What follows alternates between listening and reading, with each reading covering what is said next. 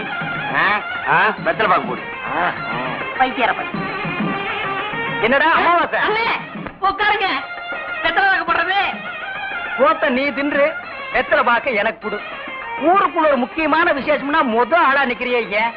போத்த குறடா. இப்பவே சின்ன சந்துக்குள்ள எல்லாம் உன்னால ஓட முடியல. ஊரு வேற கெட்டு கிடக்குது. ஏதாவது கலாட்டானா நீ எப்படா ஓடுவ? அது இருக்கட்டும், ஞாபகம் மறதிக்காக கருங்குரங்கு ரத்தம் கொடுத்தனே, இப்ப எப்படி இருக்கு? அது ஒண்ணும் இல்ல, அப்படித்தான் இருக்கு.